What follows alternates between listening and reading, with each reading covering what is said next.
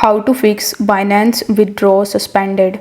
So in your country, if you are facing the problem of Binance Withdraw suspending, then what you need to do is you need to simply launch your Binance mobile application. Then on the home page, tap on the Binance icon in the top left hand corner of the screen. Over here, you need to use the headphone icon in the top right hand corner of the screen, and then you will be landed on the contact page of Binance customer service.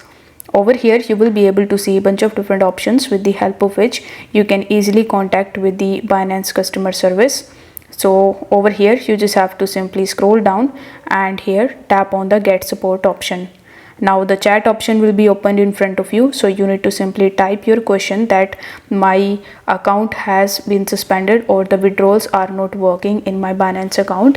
Then the Ethereum customer service executive is going to help you in this regard, because they have suspended the withdrawals, so the problem is from their end and only the Binance customer service can help you in this situation.